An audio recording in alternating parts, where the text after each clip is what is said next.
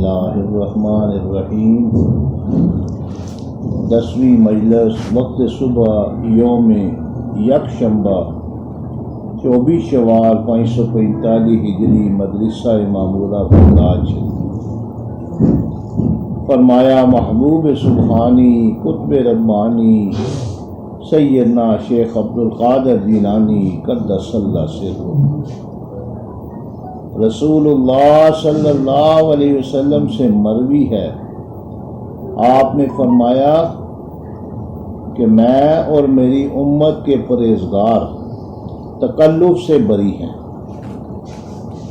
پرہیزگار عبادت الہی میں تکلف نہیں برتتا، کیونکہ عبادت اس کی طبیعت بن گئی ہے، لہذا وہ اللہ کی عبادت اپنے ظاہر و باطن سے بلا تکلف کرتا ہے۔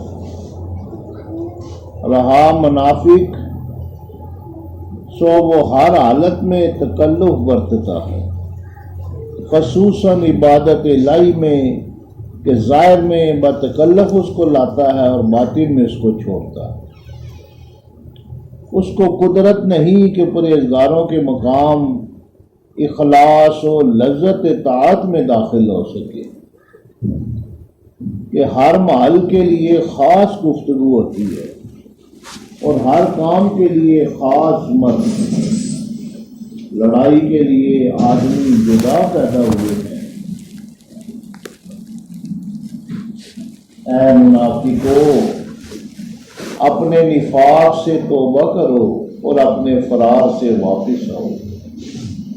شیطان کو اپنے اوپر ہنسنے اور جلن کی شفا پانے کو کیسے چھوڑتے ہو؟ اگر تم نے نماز پڑھی اور روزہ رکھا اور مخلوق کے لیے کیا نہ خالق کے لیے، اور اسی طرح نمود کے لیے صدقات اور زکوٰۃ دی اور حج کیا، تو یہ ساری محنت برباد ہے۔ اور تمہاری وہ مثل ہے کہ کام کیا اور بے نتیجہ مشقت اٹھائی، لہذا ان قریب جلتی ہوئی آگ میں جاؤ گے۔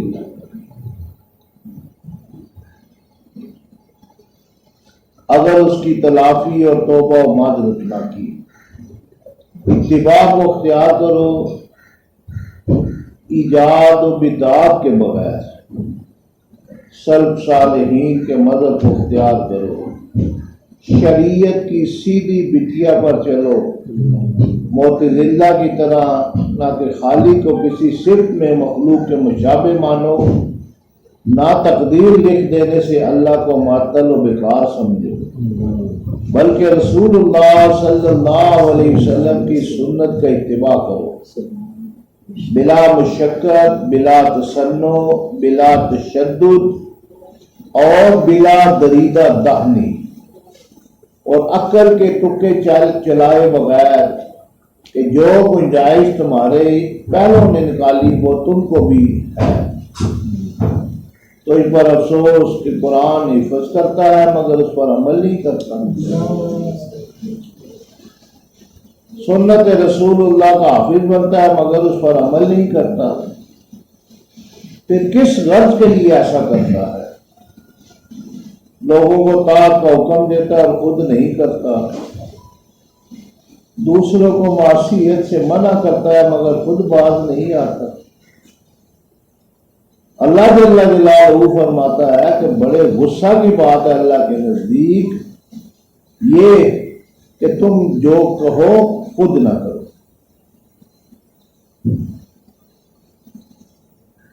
تم ایسا کرتے ہو جو کہتے ہو اور خلاف کرتے ہو، تم کو شرم نہیں آتی؟ ایمان کا دعویٰ کیوں کرتے ہو جبکہ ایمان نہیں لائے؟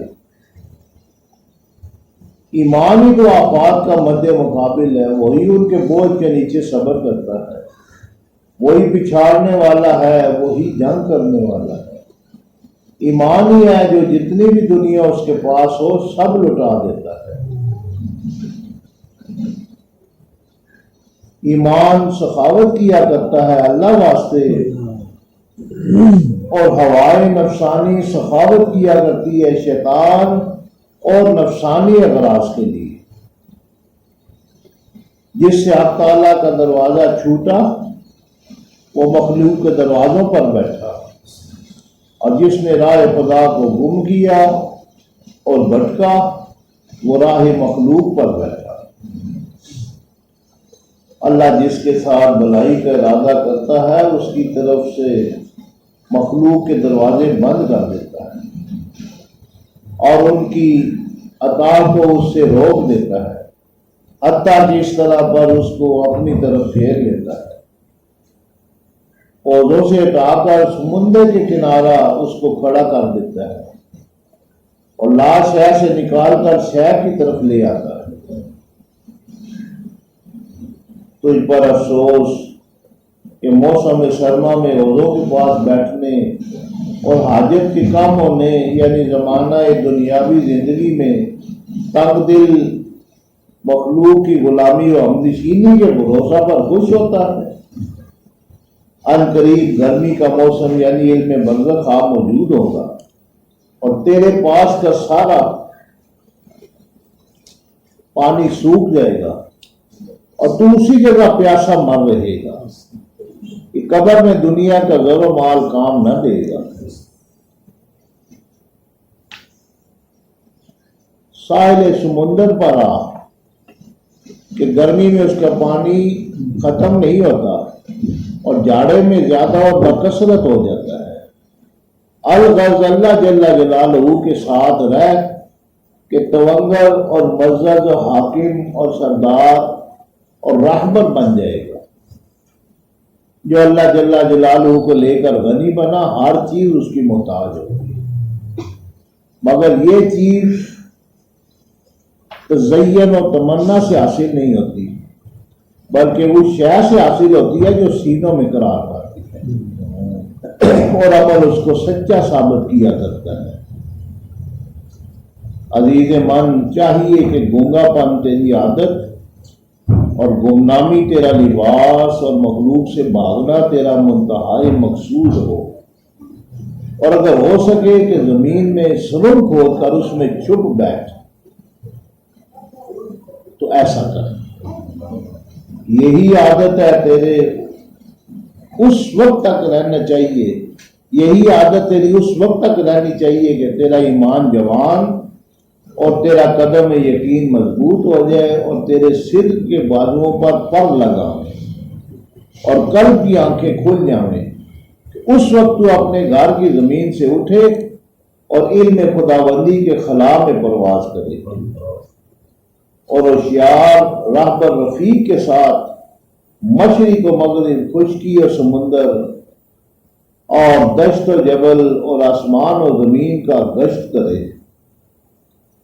بس اس وقت اپنی زبان کو گفتگو میں کھول اور گمنامی کے کپڑے اتار اور مخلوق سے بھاگنا چھوڑ اور اپنی سرنگ سے نکل کر اس کی طرف آ کہ اب تو ان کے لیے دوا ہے جو خود نقصان نہیں پاتا۔ ان کی قلت و کثرت اور رجوعات و بے رخی اور مدح و ذم کی پرواہ مت کر، غرض معاش کا فکر نہ کر کہ تو طائر توکل ہے، جہاں بھی گرے گا وہیں دانا چگے گا اور اپنے پروردگار جل جلالہ کے ساتھ ہوگا۔ صاحبو، خالق کو پہچانو اور اس کے سامنے ادب سے رہو۔ جب تک تمہارے قلوب اس سے دور رہیں گے تم بے ادب رہو گے، اور جب قریب ہو جائیں گے تو ادب آ جائے گا۔ دیکھو، دروازوں پر غلاموں کی بکواس بادشاہ کے تخت پر سوار ہونے سے پہلے ہی ہوتی ہے، اور جس وقت وہ سوار ہوا سب گونگے اور مؤدب بن جاتے ہیں، کیونکہ اب وہ بادشاہ سے قریب ہے۔ ان میں سے ہر ایک گوشہ کی طرف بھاگنے لگتا ہے۔ مخلوق پر توجہ بعین ہی حق تعالیٰ سے بے توجہی ہے۔ تجھے کبھی فلاح نہ ہوگی جب تک کہ جھوٹے معبودوں کو جدا اور اسباب کو قطع نہ کرے گا اور نفع و نقصان کے متعلق مخلوق پر نظر رکھنا چھوڑے گا۔ تم لوگ بدنی تندرست ہو مگر روحانی بیمار، صورتاً تونگر ہو مگر حقیقتاً مفلس، دنیا کے زندہ ہو مگر دین کے مردہ، بظاہر موجود ہو مگر واقع میں معدوم، بلا حق تعالیٰ سے بھاگنا اور اعراض کرنا کب تک؟ دنیا کا آباد کرنا اور آخرت کو ویران بنانا کب تک؟ تم میں ہر شخص کے پاس ایک ہی تو قلب ہے، پھر اس سے دنیا اور آخرت دونوں کیسے ساتھ محبت کر سکتا ہے؟ اس میں خالق و مخلوق دونوں کیوں کر ہو سکتے ہیں؟ یہ بات ایک قلب میں ایک حالت کے اندر کیسے حاصل ہو سکتی ہے؟ یہ سری جھوٹ ہے، اور رسول اللہ صلی اللہ علیہ وسلم نے فرمایا کہ جھوٹ ایمان سے مغائر و بیگانہ ہے، ہر برتن سے وہی چھلکتا ہے جو اس میں ہوتا ہے، لہذا تیرے اعمال تیرے عقائد کی دلیلیں ہیں اور تیرا ظاہر تیرے باطن کی دلیل ہے، اور اسی لیے ایک بزرگ کا قول ہے کہ ظاہر عنوان ہے باطن کا، تیرا باطن حق تعالیٰ اور اس کے خاص بندوں کے نزدیک ظاہر ہے۔ جب ان خواص میں سے کوئی تیرے ہاتھ لگ جائے تو اس کے سامنے مؤدب رہ اور اس کے ملنے سے قبل اپنی گناہوں سے توبہ کر، اس کے سامنے چھوٹا بن اور پستی اختیار کر، کہ جب تو نے صالحین کے سامنے پستی اختیار کی تو حق تعالیٰ کے سامنے پستی اختیار کی۔ تواضع کر کہ جو تواضع کرتا ہے اللہ جل جلالہ اس کو رفعت بخشتا ہے۔ اپنے سے بڑے کا ادب کیا کر، کیونکہ رسول اللہ صلی اللہ علیہ وسلم نے فرمایا کہ برکت تمہارے بڑوں میں ہے۔ جناب رسول اللہ صلی اللہ علیہ وسلم کی مراد فقط عمر کی بڑائی نہیں ہے، بلکہ عمر کی بڑائی کے ساتھ تعمیل حکم اور ممنوعات سے باز رہنے اور پرہیزگاری اور سنت کتاب و سنت کی پابندی کو بھی ملانا چاہیے، ورنہ بتیرے بڈھے ایسے ہیں جن کا نہ احترام جائز ہے، نہ ان کو سلام کرنا اور نہ ان کی زیارت میں برکت ہے۔ بڑے وہی ہیں جو متقی، نیکوکار، محتاط، علم پر عامل ہوں اور عمل میں مخلص۔ بڑے وہی قلب ہیں جو صاف اور معصوم اللہ سے رخ پھیرے ہوئے۔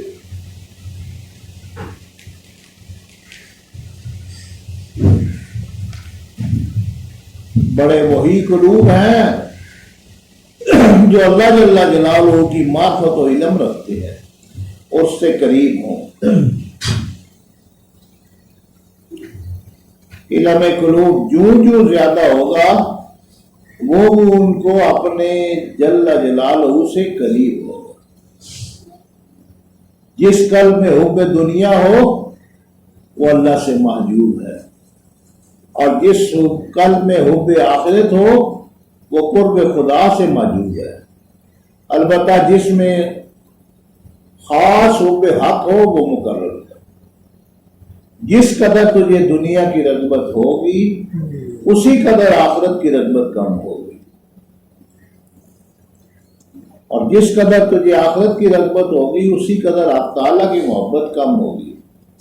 اپنی حیثیت کو پہچانو اور اپنے نفسوں کو ایسی جگہ نہ اتارو جاؤ ان کو حق تعالیٰ نہیں اتارا، یعنی مقتدا بن کر نہ بیٹھو۔ اور اسی لیے ایک بزرگ نے فرمایا کہ جس نے اپنے مرتبہ کو نہ پہچانا اسے تقدیر اس کے مرتبہ کی پہچان کرائے گی، کہ ذلت و خواری جو مقدر میں ہے پیش آئے گی اور معلوم ہو جائے گا کہ اس منصب ارشاد کا اہل نہ تھا۔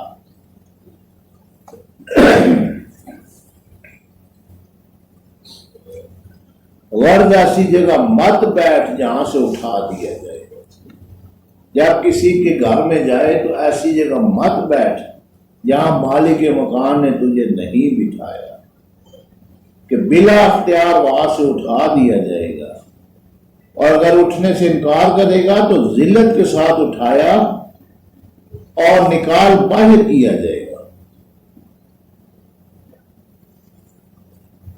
عزیز من، تو نے اپنی عمر عمل کے بغیر صرف علم کے لکھنے اور یاد کرنے میں ضائع کی، یہ تجھے کیا فائدہ دے گا؟ نبی صلی اللہ علیہ وسلم نے فرمایا کہ آپ تعالیٰ قیامت کے دن انبیاء اور علماء سے فرمائے گا کہ تم مخلوق کے محافظ تھے، بتاؤ اپنی رعایا کے متعلق کیا کیا؟ اللہ۔ اور بادشاہوں اور تونگروں سے فرمائے گا کہ تم میرے خزانوں کے خزانچی تھے، پس فقراء کے ساتھ کیا سلوک کیا؟ اور یتیموں کی پرورش کی، اور مال میں سے وہ حق نکالا جو میں نے تم پر فرض کیا تھا یا نہیں؟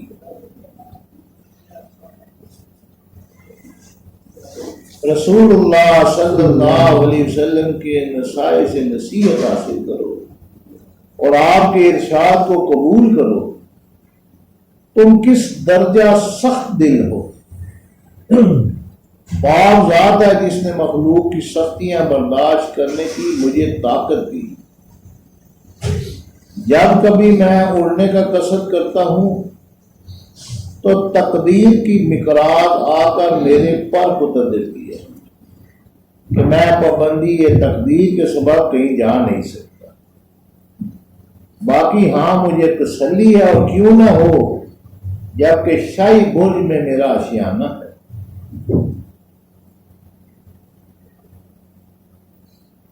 اے منافق، تجھ پر افسوس کہ اس شہر سے میرے نکلنے کی تو آرزو کرتا ہے۔ یاد رکھ کہ اگر میں نے حرکت کی تو معاملہ دیگر کو اور جوڑ جدا ہو جائے گا اور بات ہی بدل جائے گی، لیکن مجھے اجلت کرنے میں اللہ کے عذاب کا اندیشہ ہے، لہذا میں از خود کسی تدبیر کے لیے تیار ہوں۔ اللہ تعالیٰ کی خاص بندے ہیں، ان کو اللہ تبارک و تعالیٰ اختیار عطا فرماتا ہے، اور ان کی معمولی حرکت کو بھی اللہ تعالیٰ برداشت نہیں کرتا۔ ذکی العالم رحمۃ اللہ علیہ، ہمارے جد اعلیٰ، اکثر جو درویش وہاں رہتے ان کے ساتھ تھوڑی سی سختی فرما دی ہے، کسی کو کوئی چانٹا لگا دیا، کسی کو جھڑک دیا،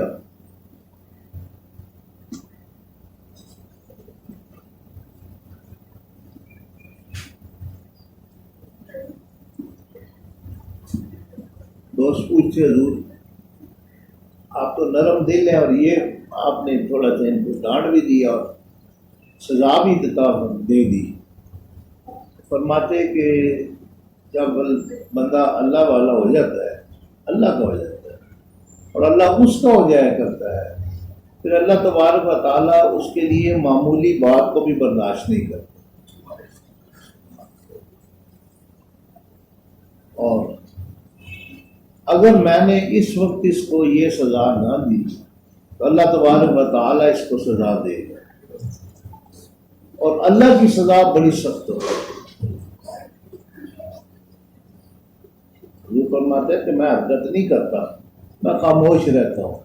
اگر میں نے تھوڑی سی حرکت کی تو ہر شے جو تحس نحس ہو جائے گی، اور اس وقت کی آپ تاریخ پڑھیں تو اس بادشاہ جو آپ کی مخالفت کرتے تھے ہر شے ان کی برباد ہو گئی، ختم ہو گیا، بادشاہ قتل ہو گیا، اس کا بیٹا تخت پر بیٹھ گیا، اور تقریباً تمام جو بغداد کی وہ حکومت تھی نا وہ سب ختم ہو گئی، لیکن وہ آپ نے حرکت نہیں کی، لیکن اللہ تبارک و تعالیٰ کو برداشت نہیں ہوا، تو حضور سزا دے دیا کرتے تھے قبلہ اور فرماتے تھے کہ اگر میں نے سزا نہ دی تو اللہ تعالیٰ دے گا، اور اس کی سزا بڑی سخت ہے۔ آپ کے خطوں میں جواب دیا کرتے تھے صوفی محمد زمان صاحب، ایک تو وہ خانے میں بھی ملازم تھے اور آپ کے خطوں کے جواب بھی دیا کرتے۔ گرمی کا موسم تھا، شدید گرمی تھی، پچھلے دنوں دیکھی آپ نے گرمی، تو ڈیوٹی سے واپس آئے، سائیکل پہ آتے تھے، واپس آئے تو میرے تائی جی منظور الہی صاحب ان کو بات کی، ان کو انہوں نے ایک تمانچہ مار دیا۔ ہوتے تھے حضرت صاحب کے، اور ہوتے ہوئے قبلہ عالم کی بارگاہ میں آگے کر صوفی صاحب نے مارا ہے، آپ نے ان کو کچھ نہیں کہا، اندر گئے، پیالہ لیا، اس میں پانی ڈالا، مصری ڈالی، ٹھنڈا پانی ڈال چکا، لگتا ہے کہ صوفی صاحب آج گرمی بہت زیادہ ہے، پانی پیے، شربت پلا دیا، کچھ بھی نہیں کہا، خاموش ہو گئے۔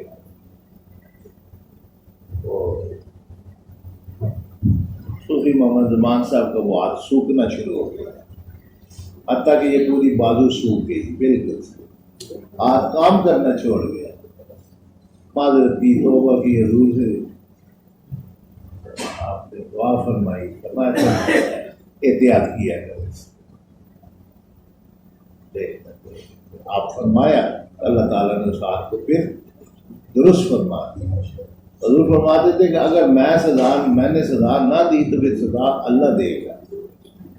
اکثر ایسا بھی واقعہ فرمایا کہتے ہیں رات والا جی، ایک درویش تھا، تو بارش کا موسم تھا، بہت گرمی تھی، تو بارش ہوئی تو ٹھنڈی ہوا چلنے لگی، سادے جوتیاں ہوتی ہیں درویشوں کے پاس، سادہ لباس، تو چل رہا تھا، یہ سڑکیں تو نہیں تھی اس وقت، کچی مٹی ہو جاتا، چلتے چلتے میں اس کی جوتیوں سے کچھ چھینٹے اڑے، اور ایک فاحشہ عورت اس کا چاہنے والا جا رہے تھے، تو چند چھینٹے فاحشہ عورت کے لباس پر پڑ گئے، کیا خیال میں مست جا رہے تھے، آگے بڑھا اور اس نے زور کا تمانچہ مار دیا، دیکھتا نہیں تو نے اس کے کپڑے خراب کر دیے، منہ کو پکڑ جاتے، مجھے پتہ نہیں لگا، میں نے جان کے نہیں کیا، یہ پتہ ہوتا تو میں یہ کام نہ کرتا، بہرحال سائڈ ہو گیا، وہ اپنے غرور اور تکبر میں آگے بڑھ گئے، مطلوبہ جگہ پر پہنچے، بالا خانہ میں جانا تھا، اوپر سیڑھیاں چڑھ رہے تھے، اور جس نے تمانچہ مارا تھا اس کا پاؤں پھسلا اور گرا، اور وہیں اس کا دم نکل گیا۔ ایک اور درویش بھی قریب سے گزر رہا تھا، جاننے والا، مجمع اکٹھا ہو گیا، یہ بھی کھڑا ہو گیا، اس نے کہا کہ یار اتنی بڑی سزا تو نے دی، اس نے کہا میں نے تو کچھ بھی نہیں کیا، سارا تیرا کیا تھا،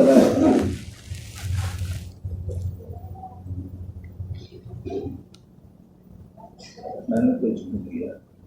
معاملہ یہ ہے کہ میں بھی جا رہا تھا، یہ بھی جا رہے، میں اپنے یار کے ساتھ مگن تھا، یہ اپنے یار کے ساتھ مگن، تو بے خیالی میں میرے چھینٹے پڑ گئے، اس نے مجھے غصہ آیا، اس نے مجھے تمانچہ مار دیا، اور میرے یار کو غصہ آیا، اس نے جان ہی نکال دی۔ یہ یاروں کی لڑائی ہے، یہ ہمارے معاملے میں یاروں اس کے یار کو غصہ آیا، اس نے تمانچہ مارا، میرے یار کو غصہ آیا، وہ جان ہی نکالا۔ اور فرماتے ہیں کہ یہ جب بندہ اس مقام پر پہنچ جایا کرتا ہے تو پھر وہ ہر معاملہ اللہ کے سپرد ہوتا ہے، اگر وہ خود کچھ کر لے تو کر لے تلا، تو نزدیک اکبر رضی اللہ تعالیٰ عنہ لے جا رہے تھے، تو مجھے چند صحابہ ساتھ تھے، کفار و مشرکین نے کچھ برا بلا کہنا شروع کیا، آپ کا کام ہی ڈنگ مارنا ہے، تو کفار و مشرکین تھے، انہوں نے برا بلا ہی کہنا ہے، ادھر صحابہ نے بھی کچھ جواب دیے، آپ صلی اللہ علیہ وسلم نے اچھا میں نہیں محسوس کیا، آپ نے فرمایا کہ جب تک تم خاموش رہے، وہ بکواس کرتے رہے، فرشتے جواب دے رہے تھے، اور جب تم نے جواب دیا اب فرشتوں نے جواب دینا، تم خدا کے ہو، خدائی ہے تمہاری ساری۔ جب انسان اللہ والا ہو جایا کرتا ہے تو اس کے سارے کام اللہ کے، اور جب وہ خود ملوث ہوتا ہے پھر اللہ کیا فرماتا ہے، تو جانور۔ جب تک وہ بولتے رہے فرشتے جواب دیتے ہیں، اور پھر فرشتوں کا جواب دینا آپ کو پتہ ہے، ابو لہب اور اس کی بیوی والا معاملہ سارا آپ کو جانتے ہیں، کتنا یعنی وہ واس کرتا ہے کہ، اور پھر اللہ تعالیٰ نے فرشتوں کے ذریعے اس کی وہ رسوائی کی کہ آج تک وہ تاریخ میں یاد کر رہے ہیں، قرآن پاک میں واضح طور۔ اور پھر ابو لہب کا معاملہ تو یہ ہوا کہ اس کو جب وہ مر گیا ایسی بیماری لگی کہ اس میں اس کا جسم پھول گیا، اور اس سے اس قدر بدبو آئی اس کی اولاد نے بھی اس کو دفن نہیں کیا۔ پھر چند حبشی لیے جن کو پیسے دیے، گڑھا کھودا اور اس کے پاؤں پر رسی باندھ کر ناک پہ کپڑے چڑھا کے حبشیوں نے گھسیٹ کر اس کو گڑھے میں پھینکا اور اوپر سے مچی ڈالا، اور خاندان والے بھی قریب آنے کے لیے تیار تھے، گھر سے باہر دور تھے۔ جب تائید اور نصرت اللہ تبارک و تعالیٰ کی شامل حال ہو جایا کرتی ہے، انسان اپنا سارا من کان للہ ہے کام اللہ ہو، جو اللہ کا ہو جاتا ہے اس کے سارے کام اللہ کے سے بولتے ہیں، وہ اللہ والا، اللہ اس کا ہو جاتا ہے۔ اور جب اللہ اس کا ہو گیا،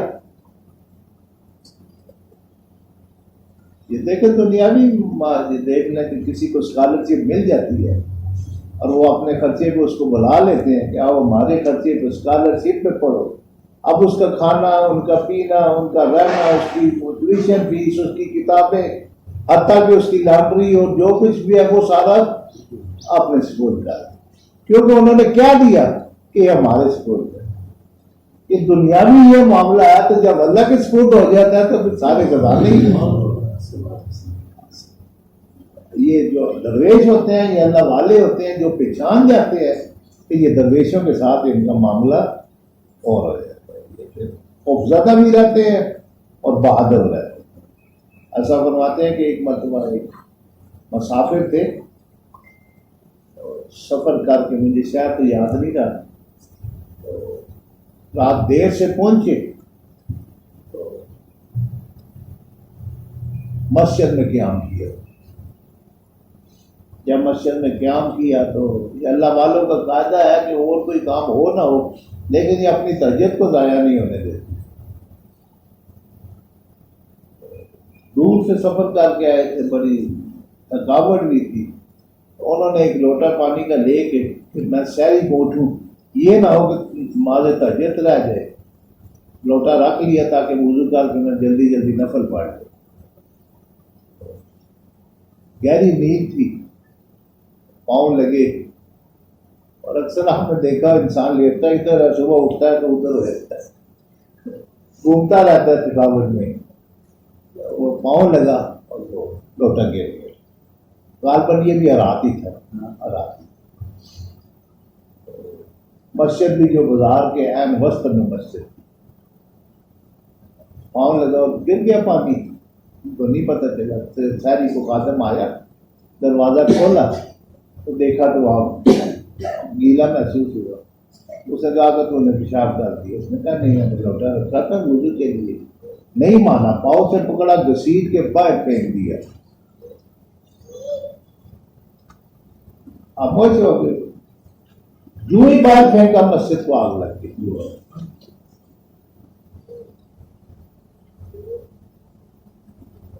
اب وہ آگ پھیلنا شروع ہو گئی، بازار کو بھی آگ لگنا شروع ہو گئی، قریب جو دکانیں تھیں وہ بھی جلنا شروع ہو گئی، آدھا بازار جل گیا۔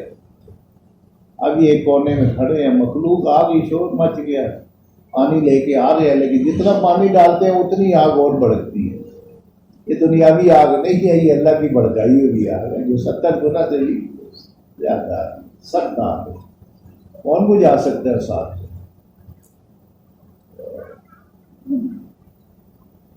یہ کونے میں کھڑے، کچھ اس رویے پہ اور کچھ آگ کو دیکھ کے ان کی آنکھوں سے آنسو آ گئے۔ ایک اللہ کا بندہ تھا درویش، اس نے کہا کہ یہ معاملہ کچھ ہو رہا ہے. تلاش کرتا کرتا ان تک پہنچا اور کہنے لگا کہ اللہ کے بندے مجھے مخلوق پر ترس نہیں آ رہا. میں نے کیا کیا ہے؟ تیری وجہ سے تو آگ لگی. اتقوا بفراست المؤمن فإنه ينظر بنور اللہ. مومن کی فراست سے ڈرو کہ وہ اللہ کے نور سے دیکھا کرتا ہے. وہ بھی صاحب حال تھے، پہچان گئے کہ اس کی وجہ سے ہی سارا معاملہ ہے. انہوں نے کہا تیرا معاملہ ہے، اور تو جب تک تو نہ چاہے گا یہ آگ نہیں بجھے گی. سمجھ گئے؟ یہاں سے 2 آنسو لیے، ایسے صاف کیے، ایسے پھینکے، فوراً آگ. حضور وہ فرما رہے ہیں کہ تو میرے یہاں شہر سے نکلنے کی آرزو کر رہا ہے. یاد رکھ کہ اگر میں نے حرکت کی، صرف دل میں میرے خیال آ گیا، میں نے اللہ کی طرف دیکھ لیا، تو یہ جوڑ جدا آ جائے. جوڑ سے مراد ہے کہ یہ سلطنت بکھر جائے گی، کچھ نہیں رہے گا اور بات ہی بدل جائے گی. وہی ہوا. تو جو بادشاہ تھا اس کے بیٹے نے باپ کو قتل کر دیا، اور وہ جو اس کے آگے سے گورنر یہ وہ الگ سب ہو گئے، اور ساری سلطنت ہی بکھر گئی، کیونکہ اس نے آپ کے ساتھ یعنی خیال کیا کہ شاید آپ قبضہ کرنا چاہیں. کہ ایک وقت ایسا بھی آیا، ایک 1.25 لاکھ آپ کے واز میں مجمع ہوا کرتا تھا. تو آسدین نے کہا کہ حضور یہ آپ کی سلطنت، جو بادشاہ کو یہ تو آپ کی سلطنت دیکھ چھین لیں گے، مخلوق ساری تو ان کی طرف چلی گئی ہے اور انہوں نے اشارہ کرنا ہے. اس نے لکھا کہ میں نے محسوس کیا ہے کہ آپ کی جو آستانہ ہے اس میں اخراجات کافی بڑھ گئے ہیں، تو میں چاہتا ہوں کہ کچھ آستانے کی مدد کی جائے. یہ زمین اور یہ مال آپ کو میں پیش کرتا ہوں. آپ کیونکہ اتقوا بفراست المؤمن، آپ اس کے باطن سے آگاہ ہو گئے. آپ نے اس کے پیچھے ہی لکھا کہ اگر مجھے تھوڑا سا بھی خیال ہو تو تیرا جھنڈا سیاہ ہے، اس سیاہ جھنڈے کی طرح میرا وقت بھی سیاہ ہو جائے اگر میرا تیری سلطنت طرف تھوڑا سا خیال بھی آ جائے. اور صاحب فرمایا کہ بادشاہوں کو کیا معلوم کہ اللہ تبارک و تعالیٰ ہمارے ساتھ کیا معاملہ فرماتے ہیں، ہم کس لذت میں ہیں. جب ہم اس کے حضور کھڑے ہوتے ہیں، سجدہ ریز ہوتے ہیں، ہمارا اس کا معاملہ جب جڑتا ہے، ہمیں جو لذت آتی ہے، اگر ان دنیا داروں کو پتہ چل جائے بادشاہوں کو، تو یہ دیواروں کے ساتھ ٹکنے مار کر اپنے سر پھوڑ لیں کہ ہم کس مصیبت میں ہیں اور یہ اللہ والے کس لذت میں ہیں. تو بات ہے کہ میرا بھی وقت سیاہ ہو جائے تیرے جھنڈے کی طرح اگر میرے دل میں تھوڑا سا خیال بھی آئے. تو اللہ والے اول تو معاملے کو اٹھاتے ہی نہیں، اور اگر معاملہ اٹھ جائے پھر عرش برباد ہو جائے. اس لیے فرماتے ہیں کہ ان کے نہ چھیڑو، اللہ والوں کو ان کو چھیڑا نہ کرو. کوئی کسی بھی حال میں ہے چھوڑ دو، کوئی پتہ نہیں کسی وار میں شیر ہی بیٹھا ہو. من عاد لی ولی فقد آذنتہ بالحرب، جس نے میرے کسی ولی کو تنگ کیا، دشمنی کی اس کے ساتھ، آپ میرے ساتھ جنگ کے لیے تیار ہوتے. اللہ فرماتا ہے میں جنگ کروں، چھیڑ چھاڑ تیری میرے ولی کے ساتھ ہے، میرے دوست کے ساتھ ہے، لیکن لڑوں گا میں.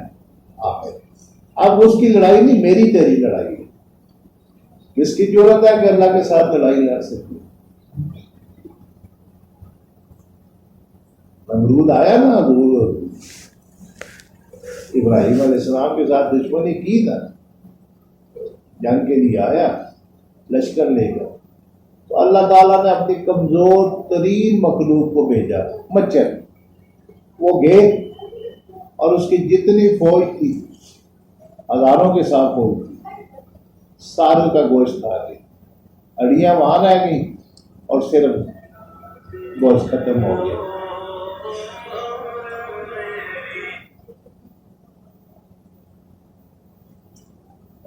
پورے کا پورا لشکر ختم، اور ختم کس نے کیا؟ مچھر، کمزور ترین مخلوق. اور پھر ایک مچھر کو خدمت کے لیے بھیجا کہ جا اس کے ناک میں داخل ہو گیا۔ وہ فرماتے ہیں کہ علماء فرماتے ہیں کہ اس کے دماغ میں وہ چلا گیا اور 400 سال وہ زندہ رہا۔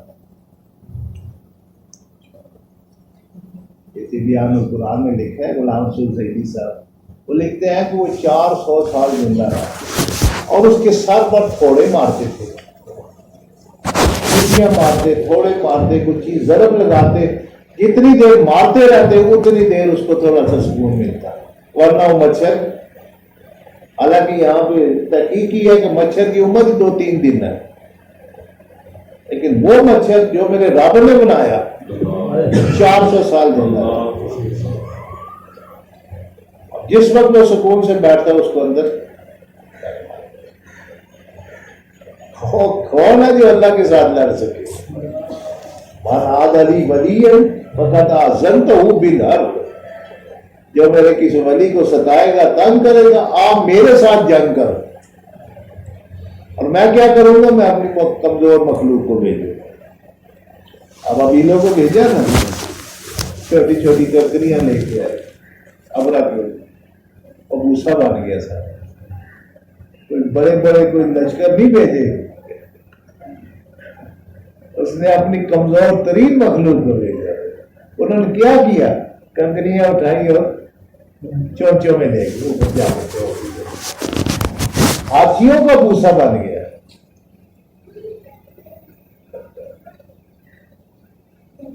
اللہ تعالیٰ مجھے اور آپ کو اللہ تبارک صلی اللہ علیہ وسلم کی غلامی عطا فرمائے، حقیقی اتباع کی توفیق عطا فرمائے، اپنے نیک اور پاک بندوں کے ساتھ تعلق کو مضبوط بنائے، عزت و احترام کرنے کی توفیق عطا فرمائے، ان سے فیض حاصل کرنے کی توفیق عطا فرمائے، اور نبی پاک صلی اللہ علیہ وسلم کا فیض جو ان کے سینوں میں پہنچا، یا اللہ اس میں سے وافر حصہ اہلیت عطا فرمائے، اور جو عطا فرمایا اس کو سنبھالنے کی توفیق عطا فرمائے۔ یا اللہ پاک، اس دنیا میں بہت سے چور ہیں، بہت سے ڈاکو ہیں، بہت سے لٹیرے ہیں جو ایمان کو چھیننے کی کوشش کر رہے ہیں، جو ہمارے دین کو چھیننے کی کوشش کریں، یا اللہ ہماری حفاظت کر، ان کے مقابلہ میں تو ہمارا حامی اور ناصر، ہماری مدد فرما، ہمارے ایمانوں کی حفاظت فرما، ہمارے دین کی حفاظت فرما، یا اللہ ان کو خائب و خاصر فرما، یا اللہ غلط تدابیر والوں کو نیست و نابود فرما، یا اللہ تیرے پاس بڑی طاقت ہے، ساری طاقتیں ہی تیرے پاس ہے، لا حول ولا قوت الا باللہ، ہر طاقت تیرے پاس ہے، ہر چیز تیرے ہاتھ میں، تیرے قبضہ قدرت میں، ہماری مدد فرما، ہمارے ایمانوں کی مدد فرما، ہمارے جسموں کی مدد فرما، یا اللہ پاک ملک پاکستان کی خیر فرما، یا اللہ پاک جو کچھ پڑھا ہو سنا گیا اس پہ عمل کی توفیق عطا فرما، اعمال میں اخلاص نصیب فرما، ان اعمال کو قبول فرما، اللہم انا علی ذکرک و شکرک و حسن عبادتک۔